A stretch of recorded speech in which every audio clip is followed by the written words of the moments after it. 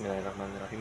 Assalamualaikum warahmatullahi wabarakatuh. Kami dari kelompok 6 Matkul Sistem Informasi Akuntansi kelas K013. Sini kami akan membahas mengenai bab 8, yaitu penipuan dan kesalahan dalam sistem informasi akuntansi. Sebelum itu, izinkan kami dan teman-teman saya memperkenalkan diri terlebih dahulu.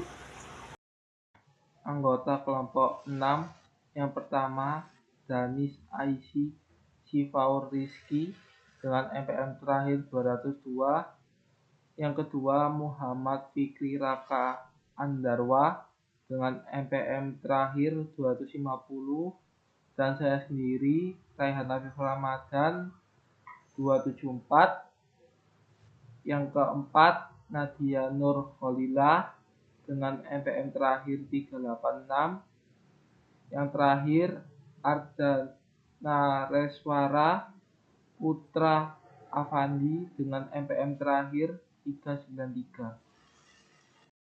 Ancaman Accounting Information System yang pertama adalah bencana alam dan politik. Di sini contohnya seperti kebakaran. Yang kedua, kesalahan perangkat lunak dan kerusakan peralatan. Contohnya di sini adalah kabelnya rusak. Yang ketiga, kesalahan yang tidak disengaja. Contohnya human error. Lanjut ke penipuan atau fraud adalah tindakan memperoleh keuntungan secara tidak adil dengan cara menipu orang lain menggunakan informasi yang salah sehingga korban percaya dan mengalami kerugian. Nah, jenis-jenis penipuan yaitu yang pertama ada korupsi, yaitu perilaku tidak jujur yang dilakukan oleh pihak yang memiliki kekuasaan dengan memanfaatkan jabatan untuk kepentingan pribadi. Biasanya melibatkan tindakan ilegal atau tidak etis. Lanjut, yang kedua yaitu penipuan investasi, yaitu tindakan memalsukan atau menyembunyikan informasi untuk menawarkan investasi yang menjanjikan keuntungan besar dengan risiko kecil atau tanpa risiko. Lanjut ke contoh penipuan. Yang pertama ada penggelapan aset, yaitu pencurian aset perusahaan oleh karyawan. Nah, biasanya terjadi karena lemahnya pengendalian internal. Nah, pelaku sering memanfaatkan kepercayaan dan menyembunyikan kecurangan dengan memalsukan catatan. Yang kedua yaitu pelaporan keuangan yang curang, yaitu tindakan sengaja membuat laporan yang menyesatkan, biasanya untuk menipu investor atau kreditor, yaitu dengan menaikkan harga saham atau menutupi kerugian perusahaan. Lanjut ke Statement on Auditing Standard yaitu atau SAS nomor 99 yang berlaku sejak Desember 2002, yaitu mengatur tanggung jawab auditor dalam mendeteksi kecurangan pada laporan keuangan. Nah, kewajiban auditor itu meliputi yang pertama ada memahami bentuk dan penyebab kecurangan. Nah, yang kedua yaitu mendiskusikan risiko salah saji akibat kecurangan dalam tim audit. Yang ketiga yaitu pengumpulan bukti dan informasi terkait kemungkinan kecurangan. Yang keempat ada mengidentifikasi, menilai, dan menanggapi risiko kecurangan. Yang kelima yaitu mengevaluasi hasil audit serta mendokumentasikan dan mengkomunikasikan temuan. Dan yang keenam yaitu memanfaatkan teknologi untuk membantu proses audit. Oke, di slide ini kita akan membahas mengenai siapa pelaku penipuan dan kenapa ini terjadi. Di sini, pelaku penipuan dan mengapa hal ini terjadi disusun dalam segitiga penipuan atau fraud triangle. Di sini yaitu suatu kerangka kerja yang menjelaskan 3 elemen yang biasanya hadir dalam sebagian besar kasus penipuan. Ada tekanan, peluang, dan rasionalitas. Untuk yang pertama ada tekanan, yaitu suatu motivasi atau insentif seseorang untuk melakukan penipuan. Di sini ada 2 dalam tekanan, yaitu tekanan karyawan, biasanya berupa masalah keuangan, seperti terlilit hutang atau tagihan medis.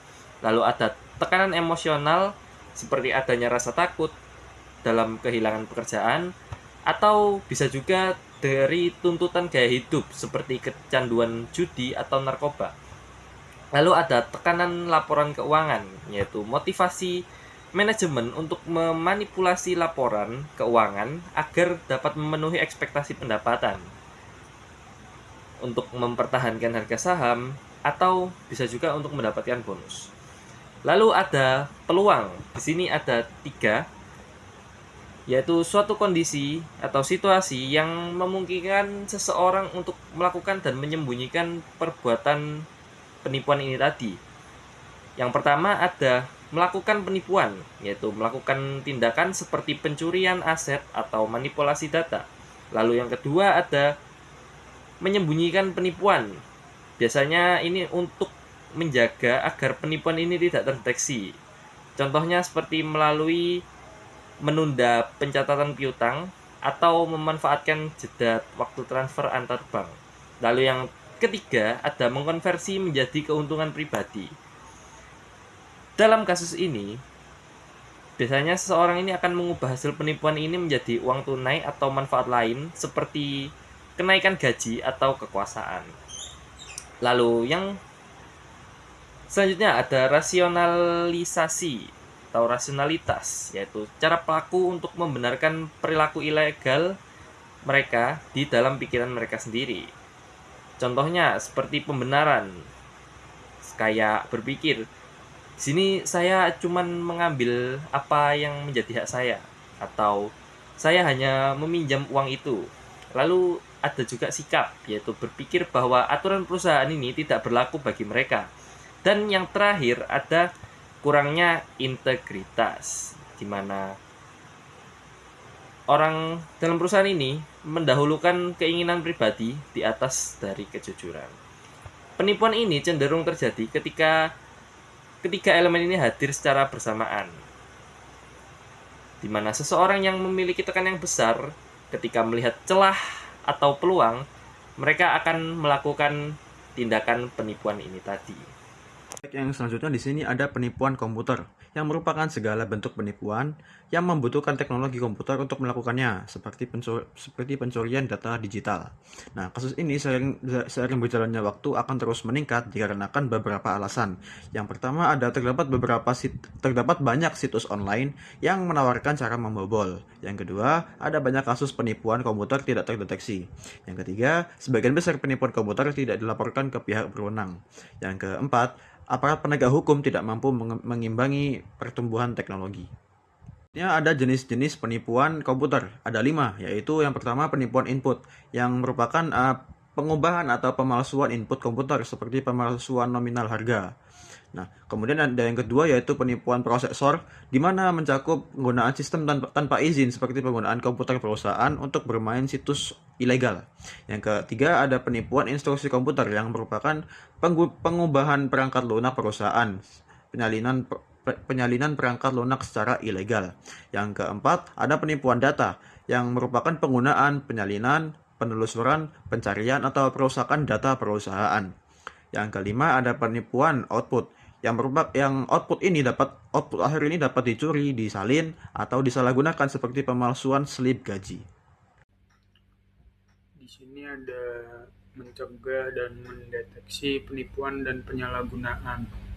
Pencegahan dan deteksi penipuan, fraud, dan penyalahgunaan melibatkan penerapan kontrol internal yang ketat, audit berkala, dan penggunaan teknologi analitik data. Konsep fraud triangle, tekanan kesempatan rasionalisasi menjadi dasar pemahaman sementara metode seperti audit forensik dan pemantauan aktivitas efektif mendeteksi kecurangan, melindungi reputasi dan aset. Selanjutnya di sini ada menggunakan analitik data untuk mencegah dan mendeteksi penipuan. Jadi yang pertama ada teknik analitik utama, itu yang pertama ada analisis hukum Benford Law. Yang kedua ada pendeteksian anomali atau outlier detection. Yang ketiga ada analisis jaringan sosial atau social network analysis. Lalu ada Keuntungan menggunakan analitik data, ada efisiensi waktu, yaitu memproses jutaan baris data dalam hitungan detik. Dan lalu keuntungan kedua, akurasi tinggi, mengurangi human error dalam pemeriksaan dokumen. Lalu ada skalabilitas, sistem dapat terus belajar dari pola penipuan baru yang semakin canggih. Mungkin cukup sekian presentasi dari kami, kurang lebihnya atas perkataan kami mohon maaf. Wassalamualaikum warahmatullahi wabarakatuh.